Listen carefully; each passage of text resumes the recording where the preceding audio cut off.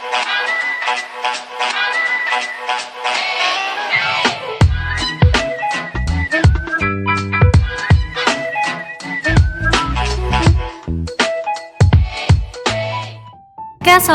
warahmatullahi wabarakatuh. Ketemu lagi di mata kuliah pengantar teknologi informasi dan komunikasi yang hari ini kita masuk ke pertemuan 6. Di pertemuan 6 kita akan mempelajari tentang internet, yaitu pengenalan internet dan apa aja yang ada di dalamnya, fungsinya dan lain-lain.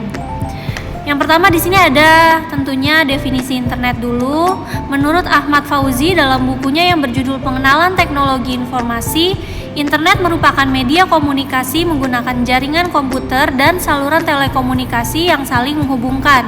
Media penghubung tersebut bisa melalui kabel, kanal, satelit maupun frekuensi radio, sehingga komputer-komputer yang terhubung tersebut dapat saling berkomunikasi. Setiap komputer yang terhubung dengan jaringan tersebut diberikan sebuah nomor yang unik dan berkomunikasi satu sama lainnya dengan bahasa komunikasi yang sama. Bahasa komunikasi yang sama ini disebut dengan protokol, dan protokol yang digunakan pada internet adalah TCP atau IP atau Transmission Control Protocol atau Internet Protocol. Yang kedua di sini ada aktivitas dengan internet. Jadi kalian bisa ngapain aja di internet? Yang pertama sistem pembelajaran jarak jauh, kayak menggunakan Zoom atau e-learning, itu kan harus menggunakan internet ya. Nah, kalian bisa beraktivitas belajar jarak jauh dengan menggunakan internet. Apalagi yang kemarin kasusnya itu COVID, semua dirumahkan, belajar pun dari rumah.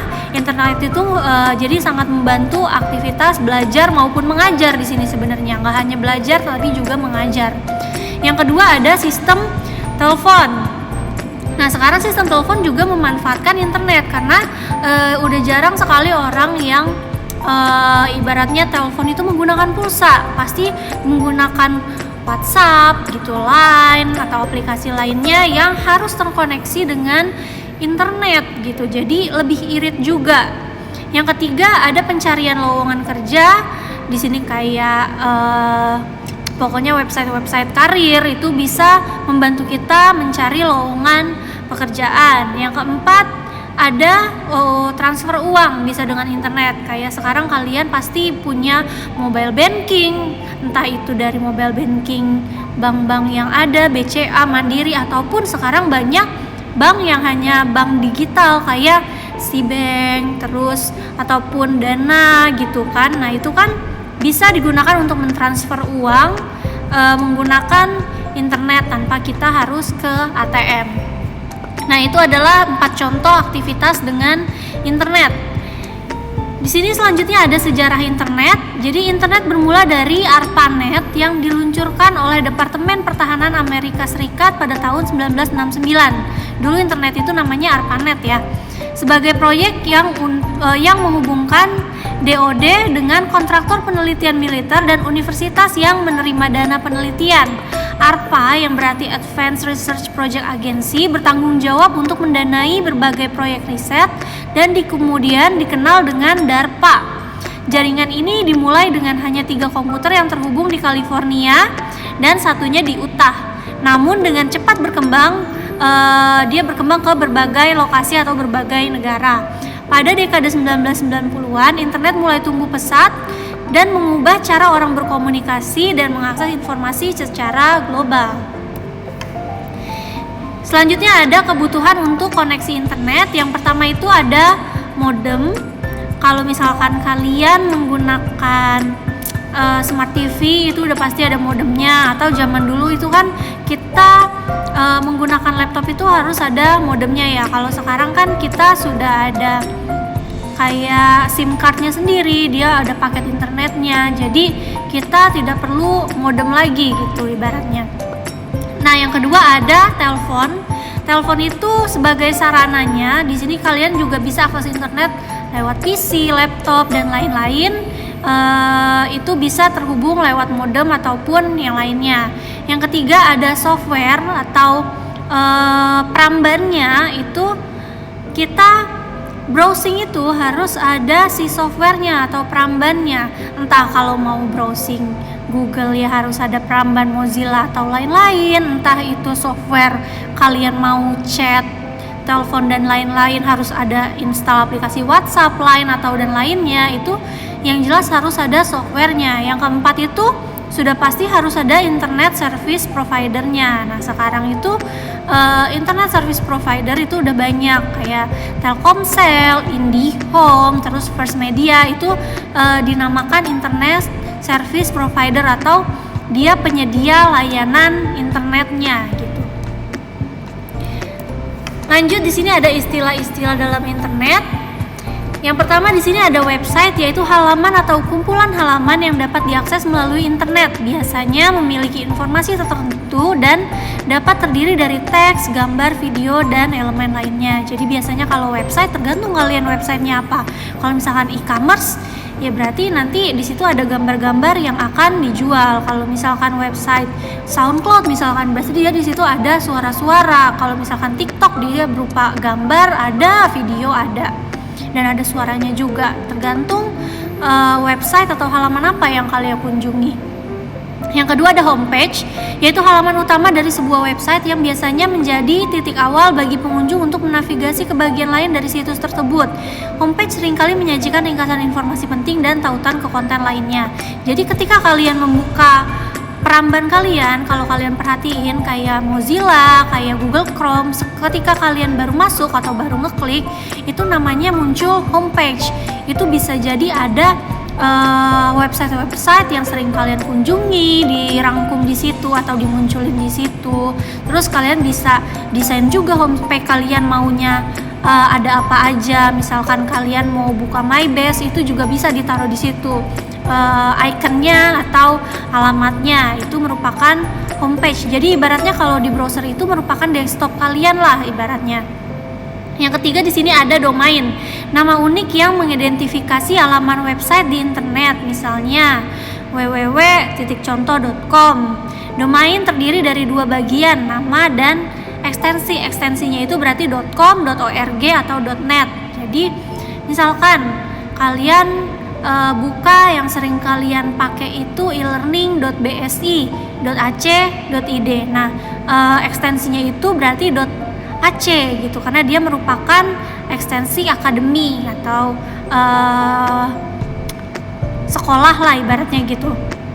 Nah, lanjut di sini ada hosting, yaitu layanan yang menyediakan ruang penyimpanan untuk website di server sehingga dapat diakses oleh pengguna di internet. Jadi kalau kalian buat website untuk bisa terhubung dengan semua orang itu harus di hosting gitu.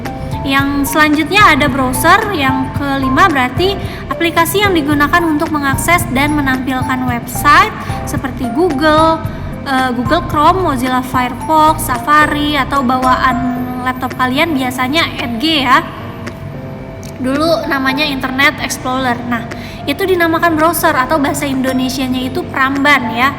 Browser tuh yang paling terkenal sih biasanya kalau kalian pakai ya itu Google Chrome atau Mozilla Firefox, ada Opera Mini sebenarnya dan lain-lain. Terus selanjutnya yang keenam ada URL atau Uniform Resource Locator. Alamat spesifik yang digunakan untuk mengakses suatu sumber di internet mencakup protokol HTTP yang /2 kali, domain, dan jalur file. Yang selanjutnya di sini ada protokol. Yang ketujuh berarti aturan yang mengatur cara data dikirim dan diterima di internet, seperti HTTP untuk website dan FTP untuk transfer file. Selanjutnya ada ISP yang tadi udah kita sebutin juga, atau Internet Service Provider, yaitu perusahaan yang menyediakan akses internet kepada pengguna seperti Telkomsel, IndiHome, First Media, terus Biznet dan lain-lain. Tinggal kalian pilih aja tuh mau yang mana. Yang selanjutnya ada bandwidth, yaitu kapasitas maksimum dari koneksi internet yang menentukan seberapa banyak data yang dapat dikirim dan diterima dalam waktu tertentu. Misalnya diukur dalam megabyte per detik atau megabyte per second gitu. Dia diukurnya dalam Mbps ya kalau bandwidth tuh. Biasanya kalau di handphone kalian ada tuh kalau misalkan kalian nyalain kecepatan internetnya berapa sih, berapa Mbps sih gitu, atau kilobyte per second. Kalau misalkan nggak sampai Mbps di handphone tuh biasanya kalau misalkan kalian nyalain itu kalian bisa lihat kecepatannya itu berapa. Kalau misalkan kbps berarti kilobyte per second, kalau Mbps megabyte per second itu udah termasuk yang cepat kalau Mbps tuh. Terus selanjutnya ada firewall, yaitu sistem keamanan yang melindungi jaringan atau perangkat dari akses yang tidak sah dengan memantau dan mengontrol lalu lintas data.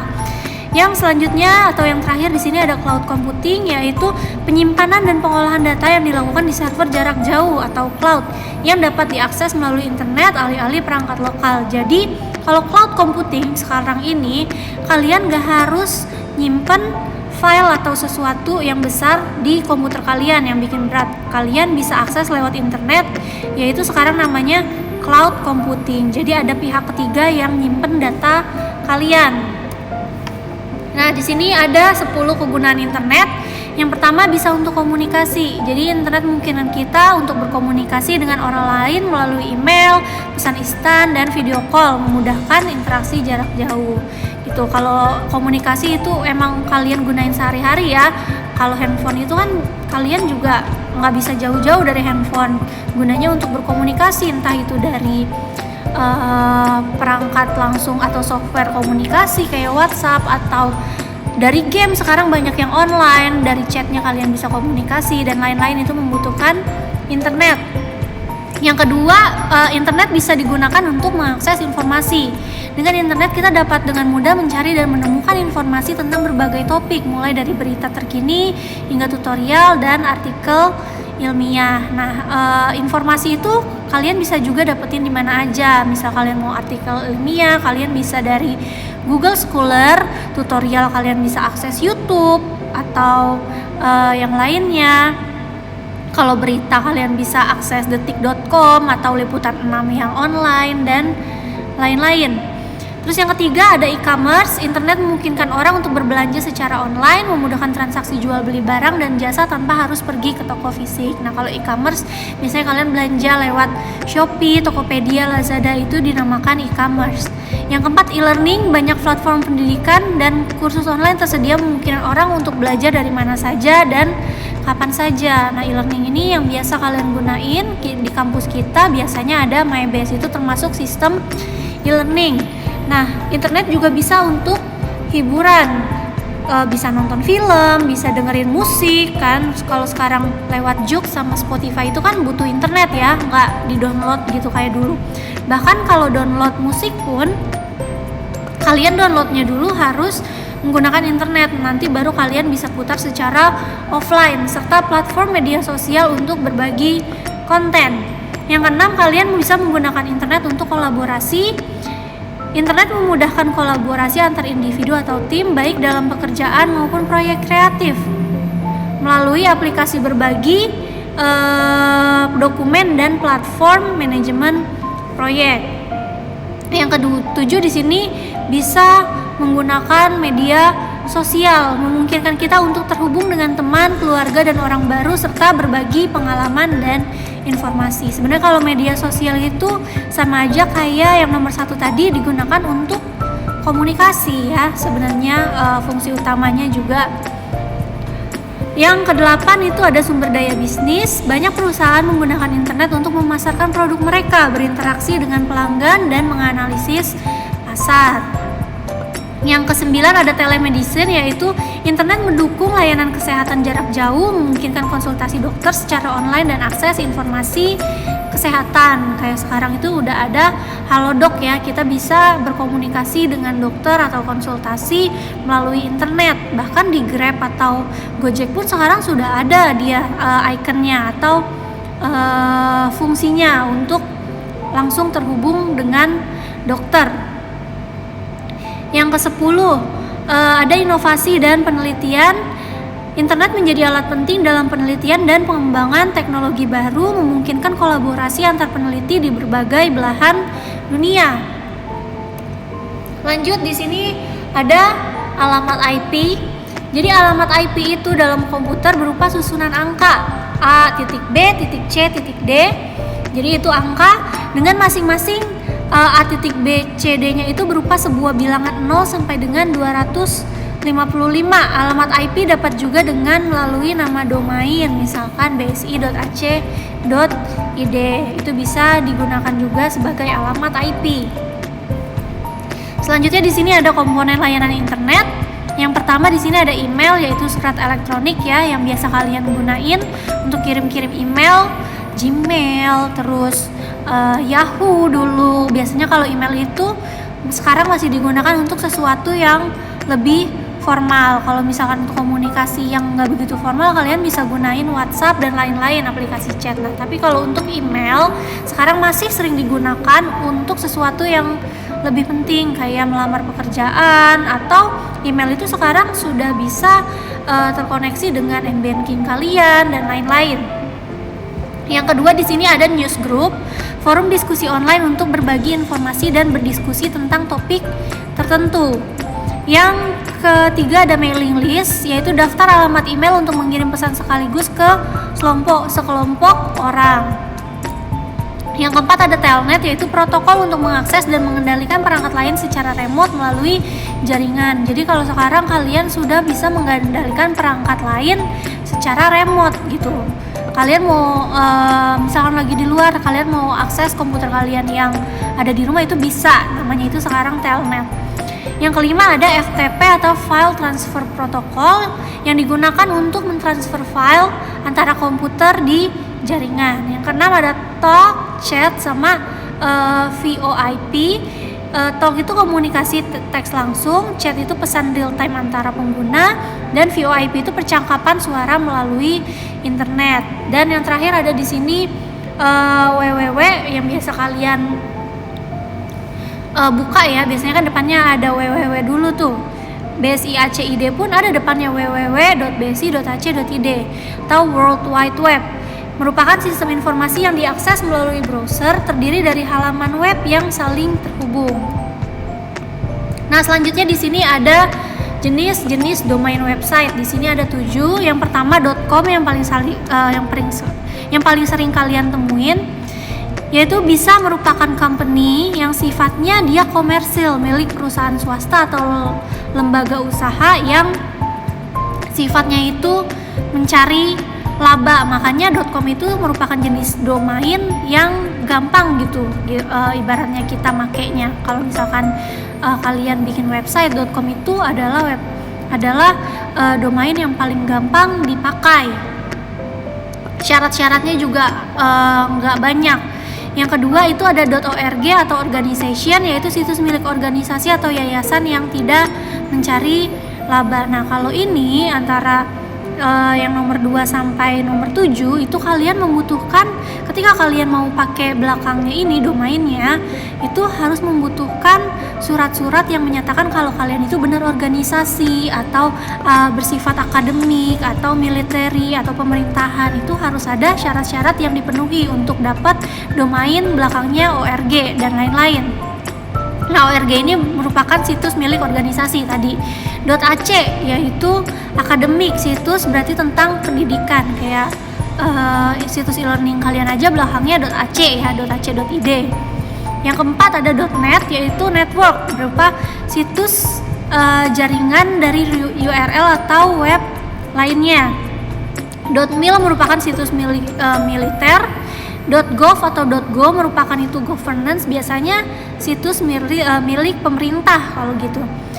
Yang ketujuh .edu atau education, berarti situs tentang pendidikan. Selanjutnya di sini ada browsing.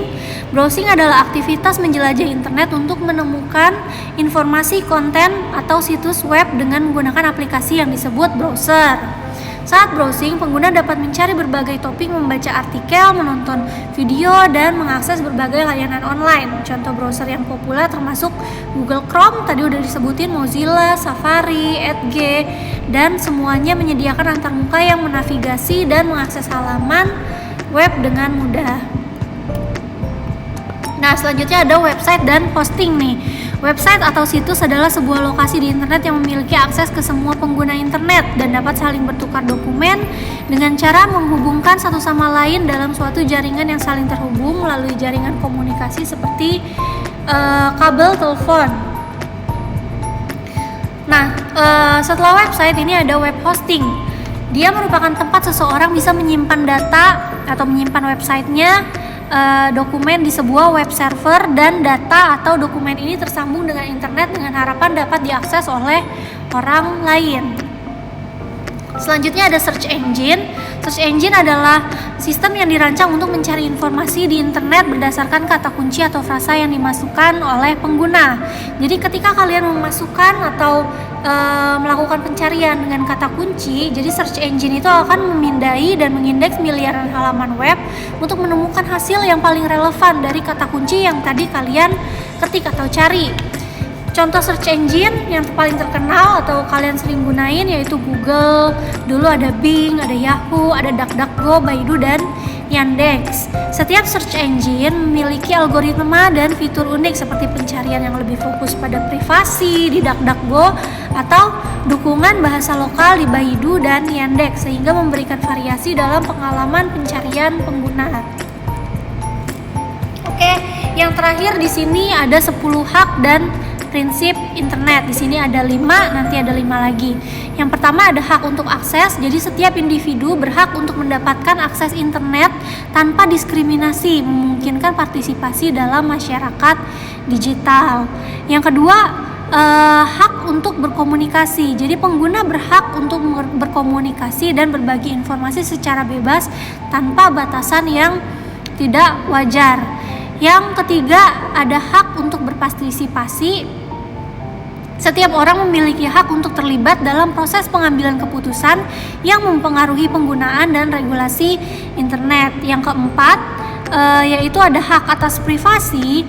Pengguna berhak untuk menjaga privasi dan keamanan data pribadi mereka saat menggunakan internet, termasuk perlindungan terhadap pengawasan yang tidak sah. Yang kelima di sini ada hak atas identitas digital. Setiap individu berhak untuk mengelola identitas mereka, termasuk kontrol atau informasi yang mereka bagikan secara online. Nah, lanjut 5 lagi. Yang keenam ada hak atas akses ke informasi. Pengguna berhak untuk mengakses informasi yang akurat dan bermanfaat serta menghindari penyebaran informasi yang menyesatkan. Yang ketujuh ada hak atas keamanan.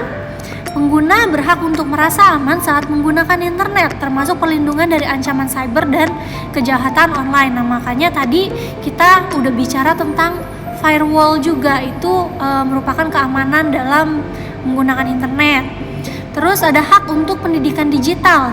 Setiap orang berhak untuk mendapatkan pendidikan dan keterampilan yang diperlukan untuk menggunakan internet secara efektif dan aman. Yang ke-9, hak untuk mengembangkan dan berinovasi. Pengguna internet berhak untuk berinovasi dan mengembangkan teknologi baru serta berpartisipasi dalam kegiatan ekonomi digital. Nah, yang terakhir adalah hak untuk menghormati keberagaman. Jadi, pengguna internet harus mencerminkan dan menghormati keberagaman budaya, bahasa, dan pandangan dunia serta mengedepankan inklusi bagi semua kelompok. Nah, itu dia 10 hak dan prinsip internet bagi penggunanya. Oke, pertemuan 6 kita akhiri sampai di sini aja. Nanti kita ketemu materi lagi setelah UTS. Jadi pertemuan 7 nanti kita ada kuis. Oke, untuk saat ini kita akhiri dulu. Wassalamualaikum warahmatullahi wabarakatuh.